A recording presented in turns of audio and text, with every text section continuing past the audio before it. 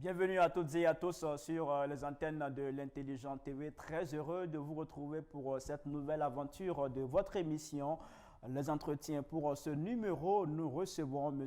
Clément Seyi. Il est le président de l'association Désir de paix et d'avenir de Côte d'Ivoire, en abrégé DPACI. Bonjour M. Clément. Bonjour M. Ibrahim. Merci d'avoir accepté notre invitation. Ça va, moi de vous dire merci. Alors, au cours de cet entretien, il sera question pour nous de découvrir davantage le DPACI, de découvrir aussi ses missions, ses objectifs. Et puis, on parlera aussi des élections locales, municipales et régionales. On va parler aussi de la CEI qui doit arbitrer ces élections et qui fait beaucoup débat ces temps-ci, notamment sur sa composition. Alors, la première question que je vais vous poser, c'est de nous présenter l'association DPACI. Qu'est-ce que c'est? Alors, merci beaucoup. Alors, Désir de paix et d'avenir en Côte d'Ivoire est une ONG qui a eu le jour au bord de la Seine à Paris. Vous savez, au lendemain de la crise post-électorale de 2010-2011, précisément en octobre 2011, les amis et moi à Paris, on s'est réunis et on s'est dit comme ça, qu'est-ce qu'on peut faire pour aider notre pays à la reconstruction? Alors nous, on a plutôt choisi le credo de la paix et la réconciliation. Mais qu'est-ce qu'il fallait faire? On s'est posé beaucoup de questions. On s'est dit, dans notre pays, il n'y a jamais eu de passation de charges. Dans notre pays, à chaque élection, il y a des morts. Parce qu'en 1995, il y a eu 30 morts après le boycott actif. En 2000, il y a eu 300 morts. En 2010, là, il y a eu 3000 morts. Alors, ça veut dire quoi? À chaque élection, on multiplie le nombre passé par 10 pour trouver le nombre de morts de l'autre élection. Donc, on s'est dit, et puis, à chaque fois, quand il y a une élection, le président qui est élu, il est boycotté par une partie du peuple, une bonne partie du peuple. Alors, qu'est-ce qui n'allait pas? On allait fouiller dans les élections. On allait fouiller dans les résultats et pour voir pourquoi ces Ivoiriens-là peuvent voter des gens et les boycotter par la suite. Alors, on a été très étonnés. Très étonné parce que si je vous dis que les Ivoiriens ne votent pas vraiment en Côte d'Ivoire, vous serez étonné. Alors dites-nous, pourquoi vous dites que les Ivoiriens ne votent pas? Alors effectivement, je suis venu avec les chiffres. D'accord. Je suis venu avec les chiffres et les chiffres sont là. Je vais vous faire juste des rapprochements. Je vais vous faire quelques rapprochements. Alors, ça c'est l'élection de 1990. Vous savez, notre année de référence à nous, c'est l'année 90, l'année où nous sommes devenus pays multipartistes. C'est ça. Et donc, à cette année-là, c'était notre première élection multipartiste. Vous voyez là, le nombre de votants, 3 millions 49. Ça, c'est en 1990. Alors, je vais vous comparer ce chiffre-là à celui de 2020, c'est-à-dire 30 ans après. Alors, l'élection présidentielle de 2020, voilà les résultats. Votants, 3 269, voilà. Ça, c'est l'élection de 2020. Donc, en 1990, il y a eu 3 millions de votants. En 2020, il y a encore 3 millions de votants. Alors que la population est galopante. En 30 ans, la population, le nombre de votants n'a pas augmenté. Pourquoi, à votre avis, les Ivoiriens ne votent pas? Oui, alors, je vais vous le dire. Mais si vous permettez, je vais vous donner... Allez-y. Voilà. Donc, ça, c'est un premier rapprochement. Déjà, alors, le second rapprochement, c'est l'élection de 2000. L'élection de 2000, vous voyez que le nombre d'inscrits, alors c'est là, le nombre d'inscrits. On voit 5 475 000. Ça, c'est en 2000. 10 ans après, c'est-à-dire en 2010, cette élection la plus chère au monde, cette élection qui a eu le tapage médiatique jamais comparé en Côte d'Ivoire, cette élection où tout était gratuit, même les pièces d'identité étaient gratuites. Il y avait les audiences foraines, tout était financé. Mais cette élection-là, je vais vous donner celle de 2010. Combien étaient inscrits?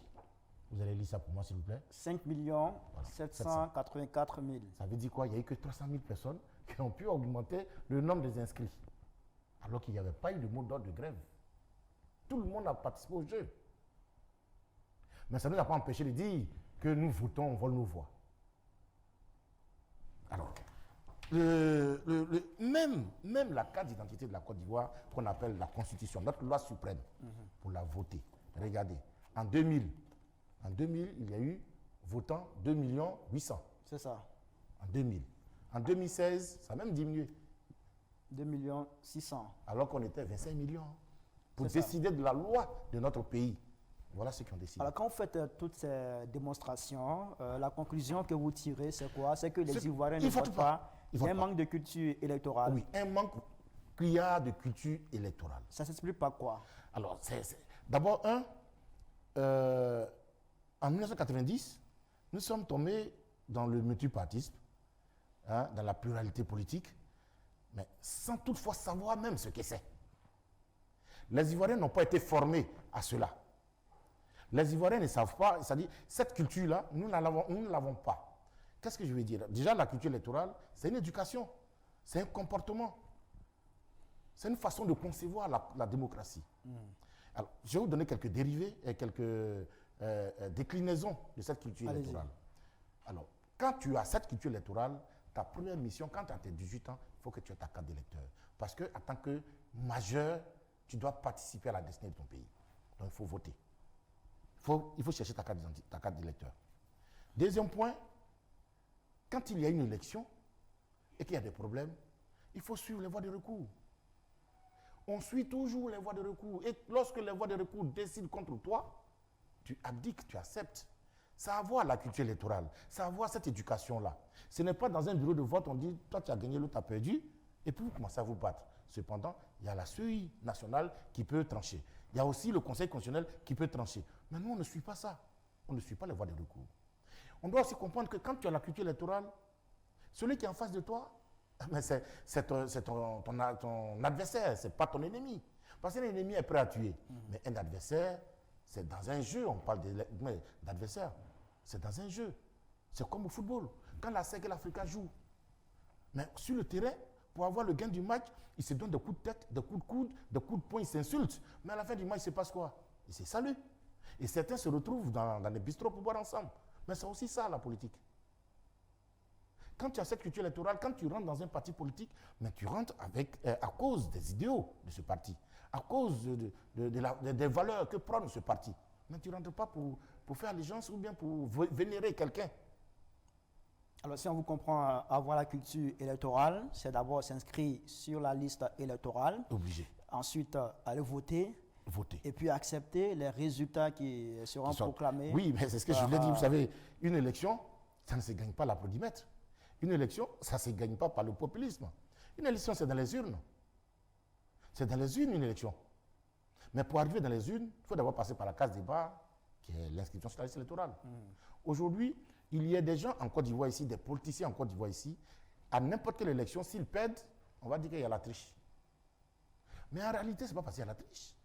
Est-ce que les gens qui sont derrière vous, qui remplissent les stades, qui remplissent les places, les grandes places, est-ce qu'ils sont inscrits sur la liste électorale? Est-ce qu'ils votent? C'est la question qu'il faut se poser. Vous savez, il y a une dame que je suis allé voir un jour, et elle m'a dit comme ça, tel politicien, il ne peut jamais perdre une élection. Il va forcément gagner, il a du monde derrière lui. Il dit, vous le supportez? Elle dit, oui. Il dit, est-ce que vous avez une carte d'électeur?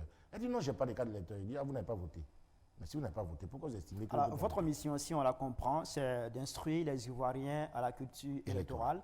Vous le savez, hein, très bientôt, on aura les élections locales, c'est-à-dire les municipales et les régionales.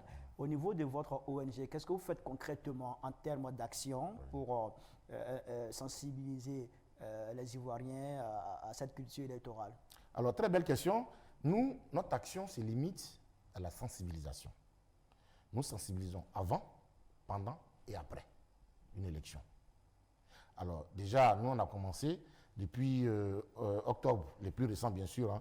En octobre, on a fait le lancement de notre caravane, la caravane de l'espoir. Nous avons appelé cette caravane la caravane de l'espoir. Elle doit faire le tour de la Côte d'Ivoire pour instruire les Ivoiriens dans cette culture-là. Et nous avons fait le lancement dans le Lot d'Ivoire, à Divo. C'était en octobre, 3 jours. Est-ce que vous avez l'impression que vous êtes entendu? Alors, oui et non. Oui et non, parce que, tu vois, c'est des expressions, des thèmes qui sont un peu nouveaux pour l'Ivoirien. Déjà, il faut reconnaître que l'Ivoirien est un peu difficile. Il est un peu difficile. Quand aussi aujourd'hui, on se mettait à parler de nos leaders politiques, soit à les dénigrer, à les insulter, je vous assure, on serait des stars dans ce pays. Mais lorsque tu parles de paix, tu parles de ce genre de choses, les Ivoiriens adhèrent difficilement. Non, on ne se décourage pas. On continue, on fonce. Mais il y a certains qui nous écoutent. On a beaucoup d'adhérents. Il y a beaucoup d'hommes qui nous sollicitent. Quand on a fait la caravane à Divo, alors, pendant toute une journée, on a loué des pick-up avec mon équipe. On a sillonné tous les artères de la ville avec des mégaphones, en train de parler des déclinaisons de la culture électorale, parler de paix, parler de cohésion nationale. Dans toute la ville, les gens ont adhéré. Les gens ont adhéré. Ils sont estimés à combien de personnes? Bah, je ne peux pas vous dire un chiffre exact, mais je dis, quand nous allons, c'est à des centaines de personnes, on s'adresse quand même. Est-ce que quand vous dites que... Tout dernièrement, d'ailleurs, dans le mois de mars, je crois le 18 mars, on a eu une conférence ici, à l'université, une conférence, où le thème c'était je vote, donc j'existe. Et puis de l'autre côté, Ivoirien, quel type de militant es-tu? Alors, M. Clément, quand vous dites que les Ivoiriens adhèrent difficilement à la paix, à votre projet, est-ce que finalement, ce n'est pas votre méthode qu'il faut revoir? Il ne faut pas aller au-delà de la sensibilisation? Oui, bon, dans toutes les façons, nous ne sommes pas limités. Nous ne sommes pas limités. Mais je pense que déjà, il faut arriver à sensibiliser. Il faut arriver à sensibiliser. C'est pourquoi tout à l'heure, je parlais d'Ivoirien. Quel type de militant es-tu? L'Ivoirien aujourd'hui est divisé en deux grands groupes de militants. Il y a le militant de qualité et il y a le militant de quantité. C'est quoi la différence entre le militant de qualité et celui de quantité? Belle question. Alors, le militant de quantité, c'est celui-là même qui répond à tous les appels de son parti. Quand c'est des marches, des meetings, des sittings, et de faire des meetings dans les stades partout, il est présent. Il est présent. Mais quand il s'agit de passer à l'acte, quand il s'agit d'aller voter, il brille par son absence. Alors, vous classez la majorité des Ivoiriens dans quelle catégorie? Quantité. Parce que le militant de qualité, c'est celui, en plus d'aller de répondre aux appels du parti, mais qui veille à leur carte d'électeur, parce que c'est ça le plus important. Un parti politique est né pour diriger le pays, pour gérer le pouvoir d'État. Bon, si tu ne votes pas, à quoi tu sers à ton parti? C'est comme un sac de riz vide. Il ne peut pas se tenir debout. Un parti politique qui a des militants qui ne se font pas inscrire sur une liste électorale, qui n'ont pas de carte d'électeur, il ne prend rien pour le parti. C'est comme un sac de riz vide qui ne peut pas tenir debout. Alors, parlant toujours des élections locales, comment vous appréciez ces élections? Oui, vous savez, déjà, alors, il faut dire que les deux élections qui vont se passer, c'est-à-dire les régionales et les municipales, pour nous, à DPA, ça n'a rien de politique. Parce que c'est des agents de développement. C'est des agents de développement. Un maire, c'est pour développer une région et sa commune. Un président du conseil régional, c'est pour développer sa région.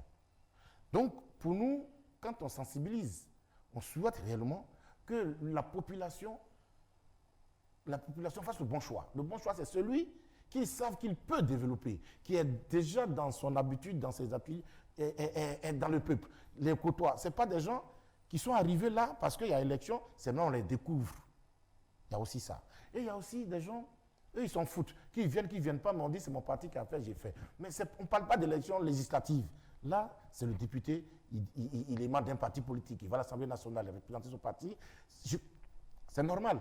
Mais quand il s'agit de quelqu'un qui vient pour développer chez toi, tu n'es pas obligé, ça je l'assume, tu n'es pas obligé de mettre un parti politique en avant. Tu mets en avant l'agent de développement qui vient là. Est-ce que lui, il a cette habitude? Est-ce que lui, il est crédible? Est-ce que lui, il peut vraiment faire des choses pour toi? Comment est-ce que l'Ivoirien devrait s'y prendre pour savoir tout cela? Mais on est tous issus d'une région et d'un village. Ceux qui sont candidats là. Mais pour être candidat, ce n'est pas la veille que tu viens. Tu as l'habitude de venir. Tu viens, tu fais des actions, tu poses des actions dans ton village, tu poses des actes, tu organises des choses. Il y a plein de choses, il y a plein d'indices pour savoir que ce monsieur-là, il est prêt pour nous. Il y a plein. Alors, vous avez parlé tout à l'heure de la liste électorale. Oui. Je voudrais que vous puissiez un peu commenter cette sortie récente du président Rikona Bédié. C'était lors d'une rencontre avec les candidats à la candidature pour les élections locales. Il a indiqué que l'environnement général est défavorable à son parti parce que pour lui, la liste électorale comporte trop d'anomalies et des doutes qui persistent quant à la fiabilité de l'identité de nombreux inscrits. D'accord. Déjà, nos politiciens, moi, je ne les comprends pas du tout. Notre système, le système de la CEI, je crois, il a d'abord, c'est pas je crois, c'est ça, le système de la CEI, lorsqu'on finit de s'inscrire, on fait la publication, la liste provisoire. C'est ça. Ensuite, il y a la période contentieuse, avant de publier la liste définitive. 3 mois avant. Voilà. Et puis, cette liste électorale est remise à tous les partis politiques et aux candidats, je pense. Bon. Au lieu de venir sur des écrans, des débats, non, la liste est truffée de ceci, mais vous avez une période contentieuse. Et vous avez la liste avec vous. Mais vous savez quoi? Qu'est-ce que vous avez à faire? Mais il faut aller, il faut déterminer, il faut détecter tout ce qui est faux sur la liste. Et puis vous allez à la CEI pour dire, bon voilà, ici c'est pas bon. Ce monsieur-là, il n'existe plus, il est décédé. Déjà, je vais vous faire savoir, je vais vous donner un exemple que j'ai vécu. D'accord. Marie-Louise Asseux, vous savez qui c'est? Père Oui. son âme. L'actrice comédienne. Ça, c'était juste un peu avant l'élection législative de 2021. J'étais sur Facebook un jour et puis je vois sa carte d'électeur, Marie-Louise Asseux. Et puis les gens commentent. Ah, mais voilà, les gens ils commentaient. Elle est décédée, ils ont mis son nom, on lui a fait une carte d'électeur, voilà les failles. Et quand on parle, ils n'écoutent pas. J'ai été très dépassé. Donc je suis allé chercher. J'ai tapé Marie-Louise Asseux sur Google. Je découvre que Marie-Louise Asseux, c'est son nom d'actrice, mais ce n'est même pas son nom à l'état civil. Alors, de vous à moi, à l'état civil, sur la carte d'électeur, c'est quel nom doit mettre? Votre nom d'acteur ou bien votre nom à l'état civil? Le nom à l'état civil, normalement. D'accord. Ça veut dire que c'était du fake news. Et les Ivoiriens, beaucoup ont mordu à la chose.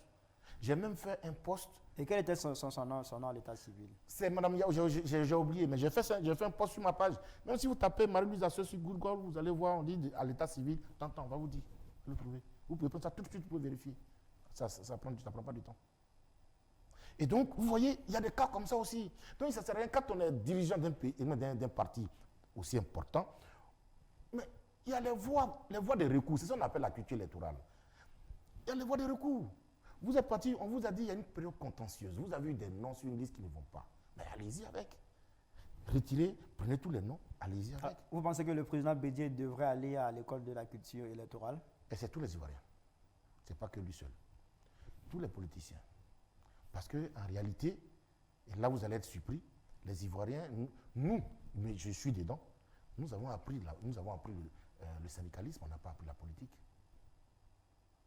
Nous avons appris le syndicalisme, on n'a pas appris la politique. Si vous remarquez dans notre pays, quand on n'est pas d'accord, déjà, un syndicaliste dans un service, quand ses conditions de travail ne sont pas bien, il grève. Tant que ce n'est pas fait, il ne travaille pas. Mais quand tu ramènes ça à un État, quelqu'un qui a été élu pour 5 ans, et vous dites, vous voulez quelque chose, tant que ce n'est pas fait, le pays ne bouge pas, vous appelez la population dans la rue. En France, ça grève. Qui grève? Ce n'est pas les syndicats. Est-ce que vous avez une fois entendu un parti sérieux en France appeler la population française dans la rue parce que M. Macron ne veut pas diminuer les retraites? Non. C'est les syndicats qui grèvent. Mais dans notre pays, c'est toujours les partis politiques qui ont appelé le peuple dans la rue. On est d'accord ou pas? Il n'y a pas de syndicats.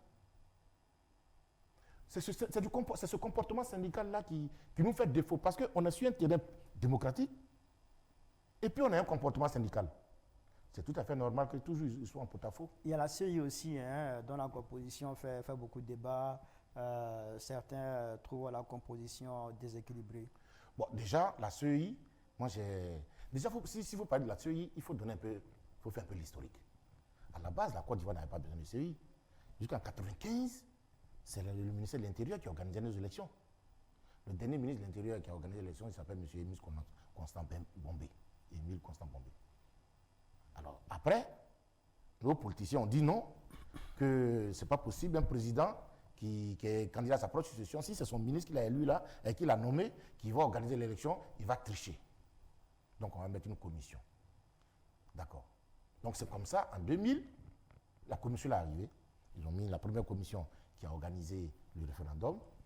Et puis en 2000, ils l'ont changé. Ils ont créé encore une autre commission qui a organisé l'élection de 2000, toujours 2000. Et en 2001, la CEI que nous avons actuellement à son format a été créée. Donc, essayons de faire un peu le bilan de cette CEI. Et si vous devez faire son bilan. Oui, oui, mais le bilan de la CEI, en 2000, sa première élection présidentielle, il y a eu 300 morts. Il y a eu un charnier à Yopougon. 300 morts, un charnier à Yopougon. 2 présidents.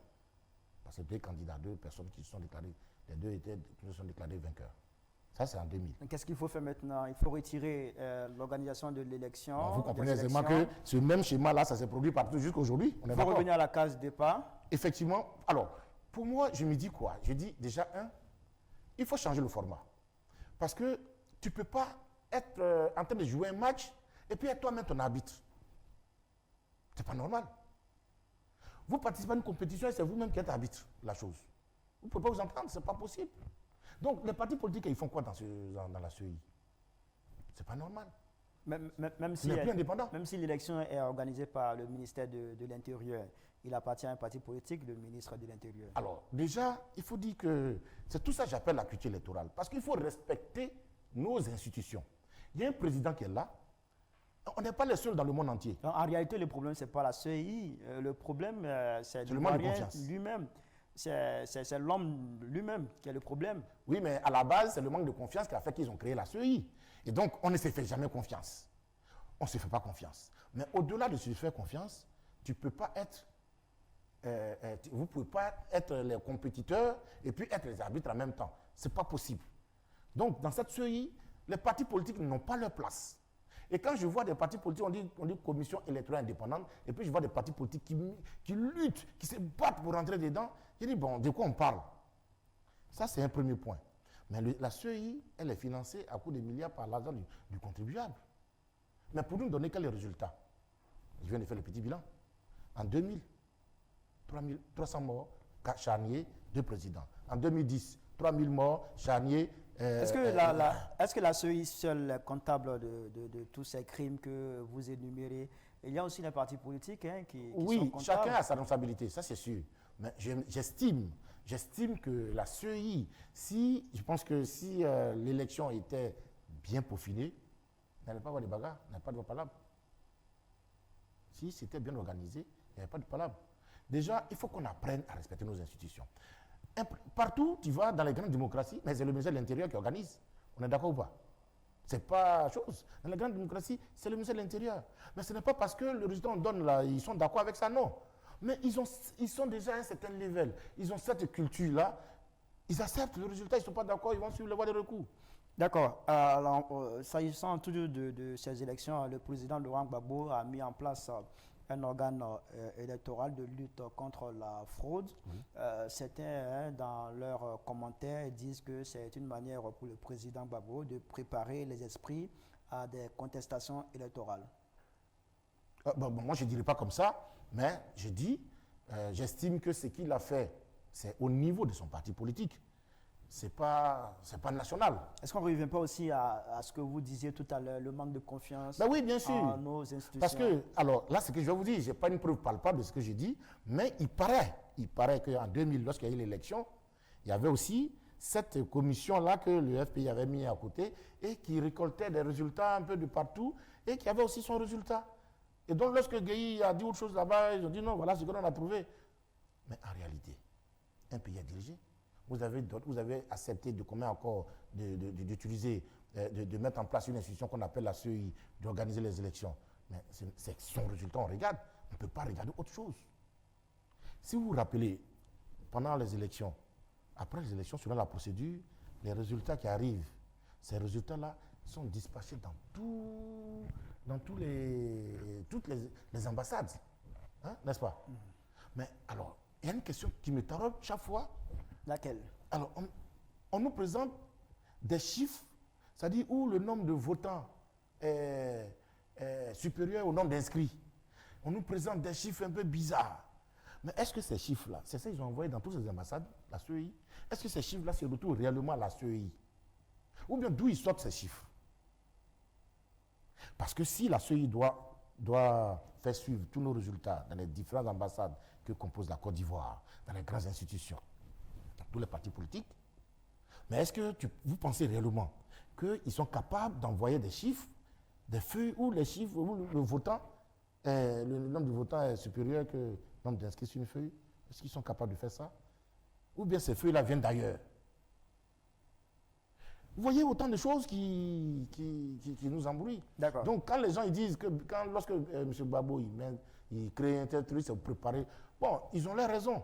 Mais moi, je suis un peu sceptique aussi. D'accord. Alors récemment, vous avez écouté le président Alassane Ouattara dans son discours sur l'état de la nation devant le Parlement. Il a appelé à des élections locales apaisées. Pour vous, comment y parvenir? Déjà, il faut qu'on se fasse confiance. Qu'on se fasse confiance, qu'on fasse confiance à nos institutions. Il n'y a qu'une seule institution qui organise les élections, qu'on appelle la CEI. Si son résultat ne te plaît pas, il y a des instances supérieures où tu vas te plaindre. Si l'instance supérieure dit non, tu as tort, tu acceptes. C'est ça la vie. C'est ça la démocratie, c'est ça la culture électorale, la culture électorale. Alors, quand vous dites pour parvenir à des élections apaisées, il faut faire confiance à ce qu'on a mis en place comme institution. Oui. Quand le PPACI crée un organe électoral de lutte contre la fraude électorale, est-ce que déjà on doit craindre des violences après? Non, c'est leur droit de mettre un organe. Et ça dit qu'on est mal parti? Non, on ne peut pas dire qu'on est mal parti. Je dis c'est leur droit de mettre un organe pour pouvoir bien structurer, suivre les élections. Mais le résultat de leur organe là n'a aucun effet. Devant la CEI, ça n'a pas d'effet. S'ils ne sont pas d'accord, si leurs chiffres ne reflètent pas les chiffres de la CEI, mais c'est pour la CEI on regarde. D'accord. Alors, ça, là, il faut qu'ils comprennent ça aussi. D'accord. Alors, vous le savez aussi, ces élections, ça prépare aussi la présidentielle de 2025. Et celle-ci, pour que ça se passe dans de très bonnes conditions, certains pensent qu'il faut un renouvellement générationnel. C'est-à-dire que les trois grands, Ouattara, Bédié, Gbagbo, doivent se retirer pour laisser la place à des gens encore plus jeunes. C'est ce qui va nous éviter une crise électorale. Vous le pensez? Oui, oui, je le pense. Je le pense et je vais vous dire pourquoi. Allez-y. Dans un premier temps, ces trois grands-là ont fait leur réelle apparition à partir de 1990, parce qu'en 1990, le président Ouattara était le premier ministre, tout premier ministre de Houphouët-Boigny. Gbagbo Laurent était l'opposant numéro 1, puisque c'est lui qui a pu affronter le vieux père. Et M. Henri Konan Bédié était le président de l'Assemblée nationale. Donc, les trois là, ils étaient là. Houphouët est décédé en 1993, en 1995. Les trois ont commencé à se battre. Alors, en 1995, Bédié était candidat, les deux autres ont fait un boycott actif. Donc, il y a eu 30 morts. Bien. En 2000 aussi, pareil. J'ai remarqué que lorsque ces trois grands sont concernés par une élection, la Côte d'Ivoire compte ses morts. J'ai remarqué ça. 2000, ça a été pareil. 2010, ça a été pareil. En 2015, Gbagbo et son camp ont carrément ignoré l'élection de 95. Ils ne se sont même pas intéressés. 2015. Oui, 2015. Ils ne se sont pas intéressés. Même Afi N'Guessan, qui était candidat, ils ont battu campagne contre lui. Et donc, l'élection s'est passée, il n'y a pas eu de mort. Mais en 2020, ils étaient concernés. Même Gbagbo avait posé sa candidature, le président Gbagbo. On a compté les morts. On a fait 87 morts. Une personne décapitée. Après, on a eu la CNT. Donc, j'estime que tout ce que vit la Côte d'Ivoire, c'est les trois qui sont responsables. Leur collaboration, leur façon de s'entendre, leur façon de travailler ensemble, c'est ça qui nous a mis dans ces problèmes. Logiquement, j'estime que chacun devait prendre conscience et se retirer pour nous éviter toutes ces suspicions. S'ils sont là, est-ce que ça va aller? Ou bien, s'ils sont candidats, il va y avoir des morts, il va y avoir ceci. Ils n'ont qu'à nous éviter ça. D'accord. Ils ont formé des enfants, ils ont formé leurs enfants, ils ont formé plein de personnes, ils peuvent les mettre.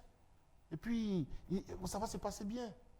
D'accord, c'est bien noté. On a compris votre avis sur cette question. Alors, Monsieur Clément, nous sommes à la fin de cet entretien. Merci. Un message à l'endroit de toutes ces personnes qui nous suivent en ce moment, puisque nous approchons des élections locales. Alors, je vais interpeller le pouvoir parce que, comme je le dis, toutes les sensibilisations que nous faisions, mon équipe et moi, on vient tout le temps à Abidjan pour pouvoir faire des choses, mais on fonctionne sur fonds propres. Nous estimons que c'est notre part de patriotisme. C'est comme ça que nous pouvons aider notre pays. Mais au stade où nous sommes, il y a les élections de 2025 qui arrivent, nous voulons élargir notre caravane de l'espoir, faire le tour de toute la Côte d'Ivoire. Et donc, nous avons besoin de plus de moyens. Nos petits moyens de Djossi que nous avons en France, là, ça ne suffit pas pour pouvoir faire le tour de toute la Côte d'Ivoire. Donc, on interpelle les bonnes volontés, le pouvoir, en tout cas, qui peut nous soutenir pour que nous puissions faire le tour de la Côte d'Ivoire pour sensibiliser les Ivoiriens à la culture électorale. Parce qu'il faut les préparer. Il faut les préparer à cette culture-là pour que, vous savez, j'ai cette habitude de dire qu'une élection, la légalité, c'est la loi qui le donne. Mais la légitimité, en général, celle du peuple, c'est la plus importante. D'accord. Un candidat élu avec la légitimité du peuple ne peut pas avoir de palabre. D'accord. Donc notre objectif, c'est d'avoir 15 millions d'inscrits sur la liste électorale pour 2025 pour qu'au moins on puisse avoir 12 à 13 millions qui sont allés aux urnes. Ça sera l'effervescence, ça se verra à l'œil nu. Cette élection sera vue autrement que les autres élections. C'est clair. On l'espère bien. Merci à vous, Monsieur Clément Seyi, d'avoir accepté notre invitation, d'avoir répondu à nos questions. Je précise que vous êtes le président de l'ONG Désir de paix et d'avenir Côte d'Ivoire, en abrégé DPACI. Merci à vous d'avoir accepté l'invitation de l'Intelligent TV. Merci. Merci à toutes et à tous de nous avoir suivis. À très bientôt sur nos antennes pour un autre numéro. D'ici là, portez-vous bien. Au revoir.